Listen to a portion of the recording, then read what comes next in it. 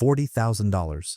That is what the American military paid for a single set of body armor, the most advanced personal protection system ever created, tested in laboratories, approved by generals, celebrated by defense contractors, and 6 Australian soldiers walked right past it like it was garbage. One of them stopped just long enough to mutter 3 words that would echo through military circles for years. "It is a microwave, mate." Then he climbed into a battered Land Rover that looked older than some of the soldiers watching him. The American colonel standing nearby could not believe what he had just witnessed. Was this arrogance? Was this stupidity? Or did these sun-scorched Australians know something that $50 billion of Pentagon research had completely missed? Here's the thing. The Americans had satellites that could read a license plate from space. They had drones that could track a single man across an entire province. They had communication systems linking every soldier to every commander in real time. They had everything that money and technology could provide, and yet their elite units started requesting permission to train with these ragtag-looking Australians who carried less gear than a weekend hiker. Why? What did these men know that the most powerful military on Earth did not? The answer goes back to the jungles of Vietnam, to skills passed down from Aboriginal trackers, to methods so old they seem almost primitive, and to a philosophy of warfare that directly contradicts everything modern armies believe about how to keep soldiers alive. What you are about to hear will challenge everything you think you know about military technology, about body armor, about what actually keeps men alive when bullets start flying. The Americans learned this lesson the hard way.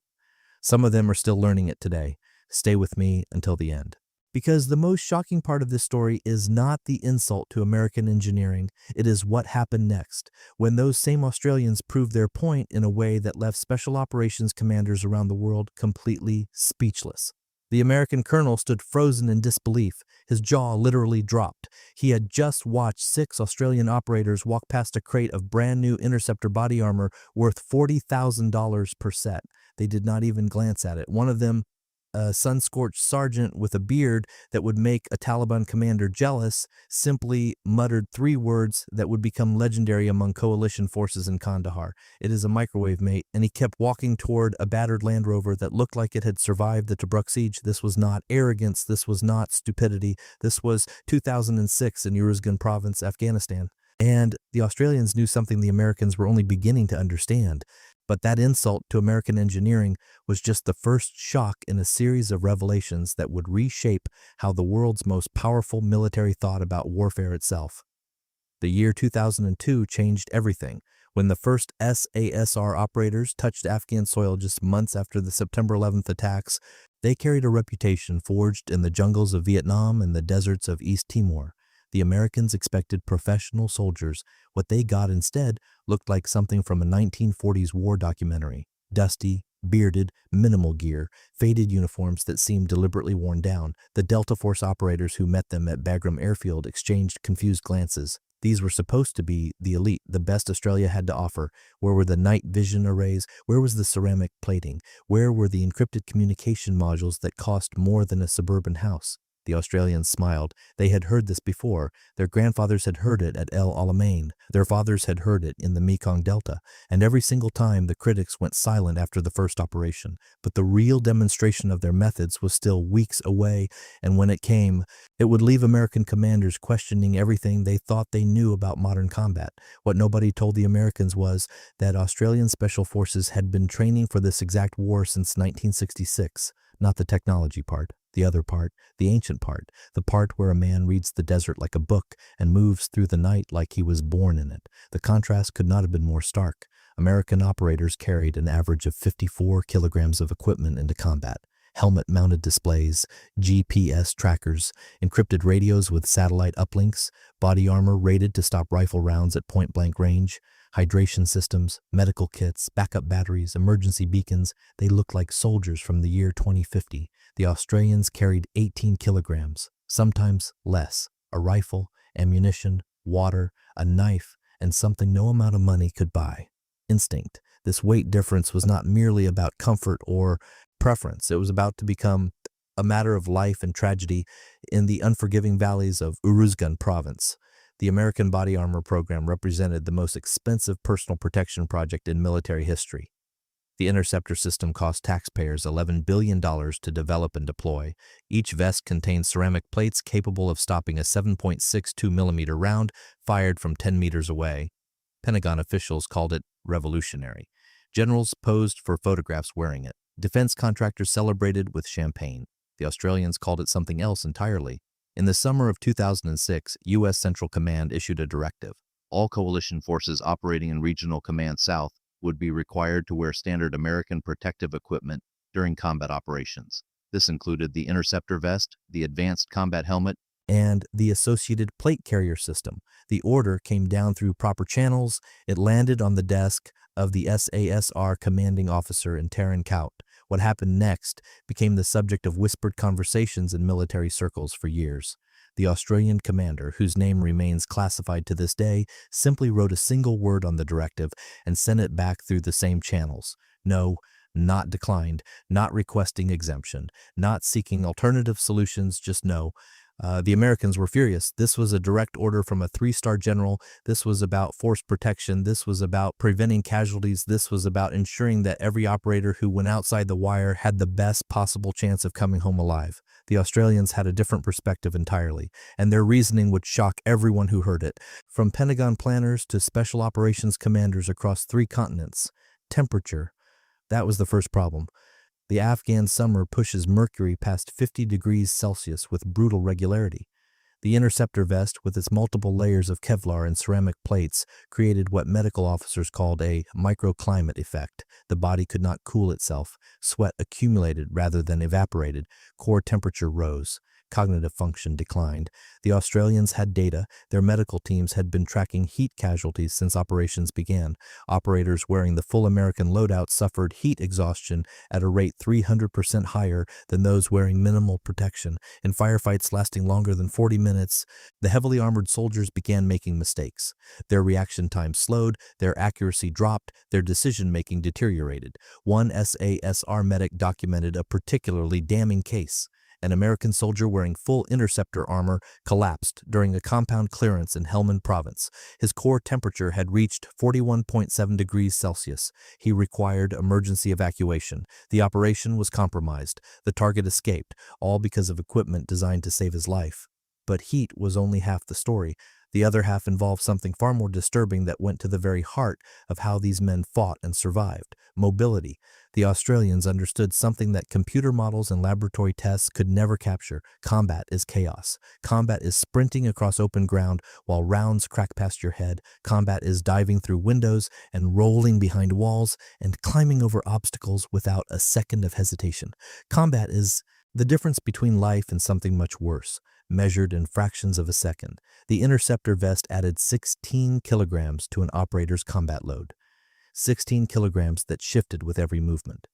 16 kilograms that changed the center of gravity. 16 kilograms that made the difference between clearing a doorway in 1.2 seconds and clearing it in 2.1 seconds. In close quarters battle, that difference was everything.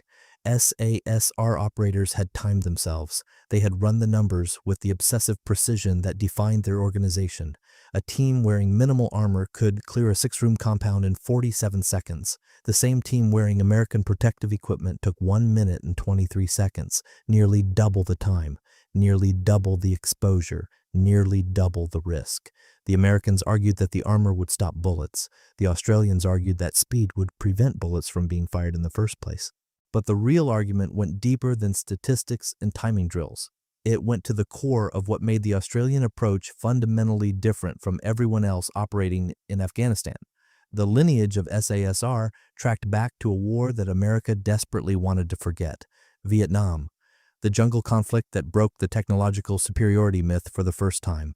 And within that war existed a unit that pioneered everything the modern SASR represented: the Australian Army Training Team Vietnam, advisors, trackers, phantoms. They operated in 5-man teams, deep in enemy territory. No air support for hours, no artillery on call, no reinforcements waiting just over the hill, just 5 men with rifles and the skills their fathers had learned hunting in the outback. These teams perfected a doctrine that defied conventional military wisdom: move light, move fast, move silent, become part of the landscape rather than dominating it. watch and wait and strike with surgical precision before the enemy even knew what had arrived. The Americans in Vietnam had a different approach. Helicopters, artillery, airstrikes, overwhelming firepower. If something moved in the jungle, you called in enough ordnance to level a city block. This worked against massed enemy formations. It failed catastrophically against guerrilla fighters who melted into the population. The Australians watched, they learned, they adapted, and when the war ended and everyone went home, they preserved those lessons like sacred texts, passed from veteran to recruit, from father to son, from one generation of warriors to the next. 40 years later, in the mountains of Afghanistan, those lessons would prove their value in ways that left American commanders speechless. But the true test was still coming, and when it arrived, it would demonstrate something that no amount of Pentagon spending could replicate. Uruzgan province in 2006 was not Saigon. The terrain was different, the enemy was different, the politics were different, but the fundamental problem remained exactly the same: a technologically superior force facing an enemy that refused to fight on technological terms, an enemy that hid among civilians, an enemy that struck from darkness and vanished before retaliation arrived, an enemy that had been fighting invaders for centuries and knew every rock and valley and goat path in the country. The Americans responded with technology. Drones that could see a man light a cigarette from 20,000 feet, satellites that mapped every building in the country, communication systems that linked every soldier to every commander, to every intelligence analyst in real time, armor that could shrug off explosions, weapons that could hit targets a kilometer away. The Taliban responded by going dark. No phones, no radios, no electronic signature, communication by messenger. Movement by night, weapons hidden in homes and mosques and fields. They became invisible to the machines, but they could not hide from men who had learned to read the desert like their ancestors read the stars. And this is where the Australian approach transformed from tactical preference into strategic advantage that would reshape coalition operations across the entire theater. The trackers. Every SASR patrol included at least one operator certified in traditional reconnaissance techniques. These men could read disturbance patterns in soil that a drone camera would never detect. They could identify the age of footprints by moisture content and compression depth. They could determine how many people had passed through an area, what they were carrying, and which direction they were heading, all from marks in the dirt that most soldiers would walk right over without noticing. This skill traced directly back to Aboriginal scouts who had worked with Australian forces since the Boer War. A continuous line of knowledge spanning more than a century. Methods refined over thousands of years in the Australian outback, adapted for the mountains of Southeast Asia, and now deployed in the valleys of Central Asia. The Americans had satellites worth billions of dollars. The Australians had eyes trained by generations of warriors who hunted before technology existed. One SASR operator, speaking years later under condition of anonymity, described it in terms that revealed the cultural divide. The Yanks would spend 3 hours waiting for drone footage and satellite imagery and signals intelligence reports. We would spend 30 minutes looking at the ground and know more than all their computers combined, not because we were smarter, because we were trained differently, because we learned to see what technology could not show, but seeing was only part of the equation. What came next required something even more remarkable that bordered on the supernatural: silence. The SASR teams moved through Afghan villages like ghosts from another century. No engine noise, no radio chatter, no heavy boots crunching gravel. They had perfected what their training manuals called close target reconnaissance, but what operators privately called hunting. A team could spend 72 hours within 300 meters of a Taliban compound without being detected. They would watch, they would listen, they would learn the patterns. When did the guards change? Where did the commanders sleep? Which doors were reinforced? Which walls were weakest? Every piece of information gathered in complete silence. The Americans used thermal imaging to find targets. The Australians used patience that would have impressed their great-grandfathers at Gallipoli. This patience came at a cost. The physical demands were extraordinary, lying motionless in desert heat for hours, controlling breathing to prevent any sound, suppressing every natural urge to move or scratch or adjust position. The mental strain was even worse, watching enemy fighters walk past close enough to touch, knowing that a single mistake would end not just the mission but every life on the team. But when the moment came, when the order to strike finally arrived, the results demonstrated why American commanders had stopped laughing at the underfunded Australians. The compound clearance at Shah Wali Kot in October 2007 remains classified in its full details. What has emerged through official reports and veteran accounts paints a picture of warfare that seemed to belong to a different era entirely. Intelligence indicated that a high-value target was using a residential compound as a temporary headquarters. American planners proposed an airstrike. Quick, clean, decisive. The Australians offered an alternative. Capture the target alive, gather intelligence from the site, minimize civilian casualties in the surrounding area. The American commander was skeptical. The compound contained an estimated 12 to 15 armed fighters. Standard doctrine called for overwhelming force. A team of 6 Australians against those odds seemed suicidal. The SASR team leader requested 48 hours of preparation time. He got it. What happened during those 48 hours would later be studied at special operations schools from Fort Bragg to Hereford to Poyana Brasov. The team established an observation post 1,100 meters from the target compound, far enough to avoid detection, close enough to gather detailed intelligence. They rotated, watching in 2-hour shifts. They documented every movement, every vehicle, every person who entered or exited the building. They mapped the interior layout by observing which windows showed light at different times. By the second night, they knew more about that compound than the people living in it. They knew the guard schedule. 3 men rotating in 4-hour shifts with a 15-minute overlap during changes. They knew the sleeping patterns. Most fighters slept during the hottest afternoon hours. They knew the communication routine. A single satellite phone call each evening at exactly 21:30. The strike came at 03:15, the darkest hour, the hour when human alertness drops to its lowest point, the hour when night vision means nothing and instinct means everything. But what happened in the next 7 minutes would challenge everything the American military believed about modern combat operations. 6 men crossed 1,100 meters of open desert without making a sound. They moved in a formation developed during Vietnam and refined over 40 years of continuous training. Each man knew exactly where every other man was at every moment. No hand signals, no whispered commands, pure coordination built on thousands of hours of training together. The first guard never saw the knife. The second guard never heard his partner fall. The third guard was still wondering why no one had answered the radio check when everything went dark. The compound clearance took 6 minutes and 42 seconds.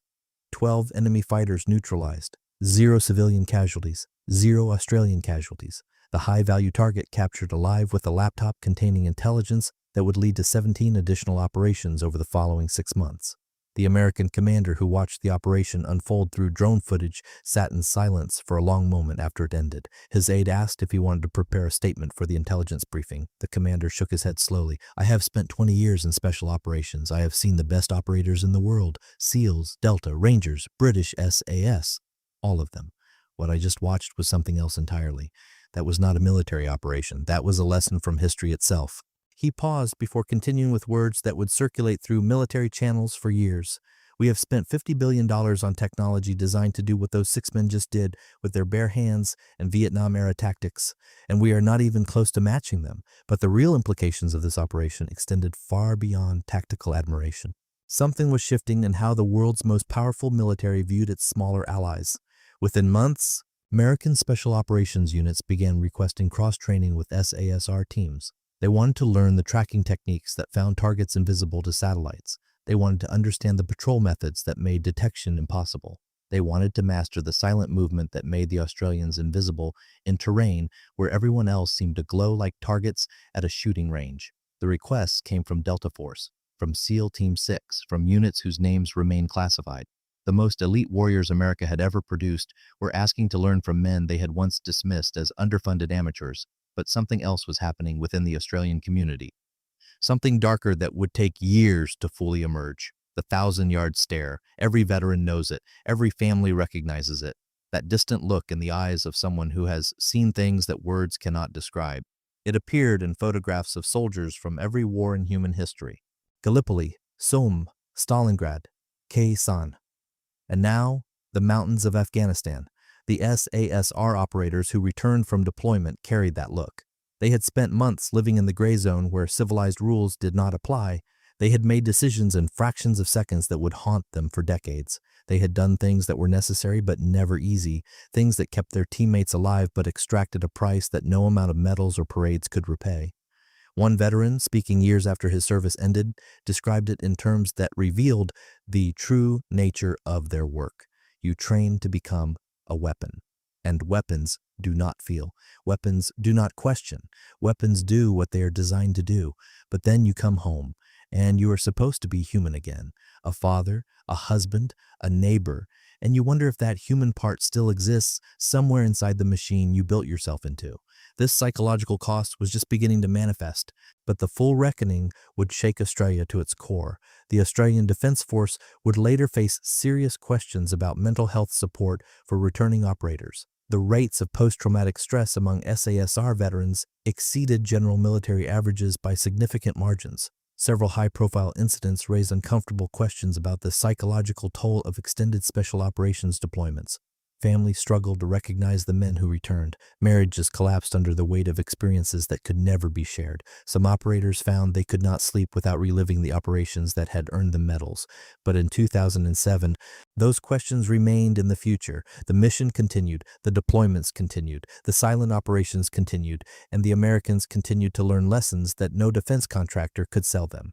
The body armor controversy reached its peak in late 2008. American commanders made one final attempt to standardize protective equipment across all coalition forces. The Australians refused again. This time, they provided documentation that left no room for argument. A 47-page report detailed every tactical disadvantage of the heavy armor system, heat casualties documented with medical precision, mobility reduction measured in seconds and meters, response time delays captured on training videos, noise signature increases recorded with sensitive equipment. The report concluded with a recommendation that stunned the American military establishment. U.S. Special Operations Forces should consider adopting the Australian minimal armor approach for selected mission profiles in environments where heat and mobility concerns outweigh ballistic protection requirements. The recommendation was not adopted officially. Pentagon politics prevented any admission that a smaller ally might have developed superior methods. But within months, photographs from Afghanistan showed American operators looking increasingly similar to their Australian counterparts. Lighter vests replacing the heavy interceptor system, minimal accessories instead of Christmas tree loadouts, beards that would violate every grooming standard in the conventional military. The transformation was subtle but unmistakable to anyone paying attention. The Australians had won the argument not through bureaucratic channels but through demonstrated results that could not be ignored. But the real legacy of their approach extended far beyond equipment choices and would echo through military thinking for generations. The skills that SASR brought to Afghanistan represented something larger than tactical preference. They represented a philosophy of warfare that connected directly to the ANZAC tradition, the digger spirit, the willingness to improvise when official solutions failed, the refusal to accept that superior technology guaranteed superior outcomes, the belief that individual skill and unit cohesion mattered more than any equipment a government could purchase. This philosophy traced back to Gallipoli, where Australian soldiers faced impossible odds with inadequate supplies and still carved a legend that defined their nation. It continued through the Western Front, where Australian units earned reputations for unconventional tactics that terrified both enemies and their own high command. It evolved in North Africa, where the Rats of Tobruk held a position that German commanders considered indefensible. It matured in the jungles of New Guinea and Vietnam, where small teams operated beyond the reach of conventional support. Afghanistan was simply the latest chapter in a story that stretched back more than a century of Australian military history, and the Americans, despite their resistance to admitting it publicly, understood exactly what they were witnessing. A Delta Force sergeant who completed multiple joint operations with SASR teams later wrote an assessment that circulated widely within the special operations community. The document was never officially published, but excerpts appeared in military journals and academic studies for years afterward. We arrived in Afghanistan believing we were the best in the world. We had the training, we had the equipment, we had the intelligence support, we had everything that money and technology could provide. And then we watched the Australians operate in ways that made us question everything. The assessment continued with specific observations that revealed genuine humility from elite warriors. They moved differently, not faster necessarily, not slower, just differently. Like they belong to the landscape rather than passing through it. Their patrol formations make no sense according to our doctrine, but they work every single time. Their communication methods seem primitive until you realize they accomplish more with a hand gesture than we do with encrypted radio bursts costing thousands of dollars. The conclusion of the assessment surprised many readers who expected American exceptionalism to dominate the analysis. We have been trying to solve warfare through engineering. Better armor, better weapons, better communications, better intelligence gathering. The Australians suggest a different approach entirely. Better soldiers, trained differently, thinking differently, operating under a different philosophy that values human skill over technological superiority. I am not sure which approach is correct, but I am no longer certain that ours is sufficient for the wars we are actually fighting. These words represented a fundamental shift in how American special operations viewed their coalition partners from the smaller nation, but recognition came with complications that would not become apparent for years to come. The war crime allegations that emerged later would cast a long shadow over everything that SASR accomplished in Afghanistan. Investigations that dragged on for years. Inquiries that exposed failures at every level of command. Prosecutions that divided the veteran community. The Brereton report detailed accusations that shocked the Australian public and raised profound questions about the culture within special operations units that had been celebrated for so long. These allegations do not erase the tactical innovations that Australian forces demonstrated. They do not invalidate the lessons that American units learned from their coalition partners, but they serve as a reminder that effectiveness in combat does not guarantee ethical conduct, that units capable of extraordinary precision can also be capable of extraordinary violations, that the same characteristics that make warriors effective can also make oversight difficult. The full reckoning with this dark chapter continues to this day. Veterans who served honorably find themselves defending their entire community against accusations that may apply to only a small number of individuals. The institutional response has been scrutinized and criticized from multiple directions. The Australian Defence Force faces an ongoing challenge to preserve the valuable traditions of SASR while addressing the failures that allowed misconduct to occur. This complexity defines the modern legacy of Australian special operations in Afghanistan. Excellence and tragedy intertwined, innovation and investigation, pride and shame existing in the same organizational history. But none of this was apparent in 2006, when an Australian sergeant walked past that crate of American body armor and changed the way coalition forces thought about protection forever. The microwave comment became legendary within military circles because it captured something essential about the philosophical divide between coalition partners. The Americans saw protection as a matter of physics, stopping bullets through material science and engineering excellence. The Australians saw protection as a matter of tactics, not being where the bullets were in the first place. Both approaches had merit. Both approaches had limitations. The real lesson was not that one philosophy was superior to the other in all circumstances. The lesson was that different environments and different missions demanded different solutions, and rigid thinking would get soldiers ended regardless of how much their equipment cost. Heavy armor made sense for conventional forces moving in vehicles along predictable routes where ambush was always possible. Minimal armor made sense for special operations teams that relied on stealth and speed to achieve their objectives. The Americans had applied a conventional solution to an unconventional problem. The Australians had recognized the mismatch immediately. The American military eventually acknowledged this distinction, though not publicly. Equipment policies became more flexible. Commanders gained authority to modify protective requirements based on mission parameters. The one-size-fits-all approach gave way to something more nuanced that respected the judgment of operators in the field. The Australians had demonstrated that tradition and technology could coexist, that skills developed in one conflict could prove valuable in another. Decades later, that the best equipment in the world meant nothing without operators trained to use it effectively and given the freedom to reject it when necessary. And perhaps, most importantly, they had shown that sometimes the most advanced solution was also the oldest one, passed down through generations of warriors who learned their craft long before satellites and drones existed.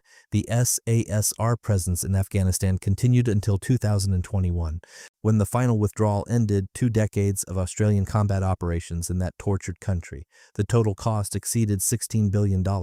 41 Australians lost their lives. Thousands more returned with wounds both visible and invisible that would shape the rest of their lives. What they left behind was more complicated than any simple victory or defeat. The Taliban returned to power within weeks of the withdrawal. The democratic government collapsed almost overnight. The women and girls who had gained freedoms lost them again under the harsh rule they had briefly escaped. All the blood and treasure and sacrifice seemed, in the final accounting, to accomplish very little of lasting value. But within the military community, the Australian contribution retained significance that transcended political outcomes and strategic failures. The techniques they demonstrated influenced training programs worldwide. The doctrine they practiced became subject material in special operations courses from Fort Bragg to Hereford to classified facilities whose names never appear in public. The philosophy they embodied reminded a generation of technologically dependent warriors that fundamentals still mattered more than any budget could provide. The sergeant who called American body armor a microwave probably never imagined that his offhand comment would echo through military history for decades. He was making a simple point about operational effectiveness, about what his team needed to accomplish their mission, about what worked in the specific environment of Uruzgan province in 2006. He was speaking from experience, not theory, from results, not speculation, but that simple point contained larger truths that resonated far beyond its original context and continue to influence military thinking today. The war between old school and new technology never reached a definitive conclusion. It continues today in planning rooms and training facilities around the world. Every new development in military technology raises the same questions. Does this actually make soldiers more effective, or does it simply add weight and complexity and additional points of failure? The Australian experience in Afghanistan suggested that the answer depends entirely on context. Technology serves soldiers. Soldiers should never serve technology. When equipment prevents operators from accomplishing their mission, that equipment should be modified or rejected regardless of how much it costs to develop or how many careers depend on its success. And then this principle seems obvious when stated directly, but implementing it requires institutional courage that most military organizations struggle to demonstrate in practice. Programs that cost billions of dollars create constituencies that resist criticism with everything they have. Careers are built on acquisition decisions that cannot be reversed without embarrassment. Egos are invested in technical solutions that took years to develop. Admitting that simpler approaches might work better threatens too many interests and too many reputations. The Australians, operating on a fraction of the American defense budget, face fewer of these institutional pressures. They could adopt what worked and discard what did not. They could prioritize operational effectiveness over political considerations. They could say no to a 3-star general and make it stick because their results spoke louder than any rank or budget. Whether this flexibility will survive the investigations and reforms triggered by the Afghan war crimes allegations remains uncertain. The Australian Defence Force faces pressure to standardize procedures and increase oversight at every level. Some of this pressure is entirely appropriate given what the investigations revealed. Some of it risks destroying the very characteristics that made SASR effective in the first place. The balance between accountability and autonomy has never been easy to achieve.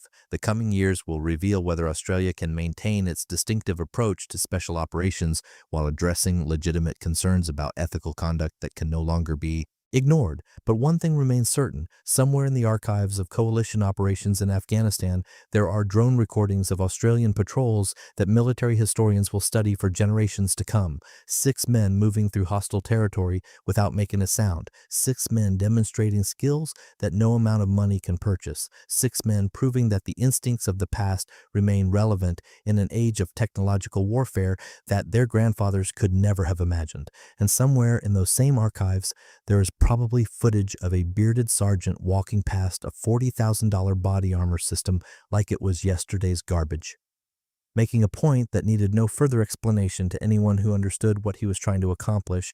It is a microwave, mate. The Americans eventually understood exactly what he meant, and some of them are still learning from that lesson today.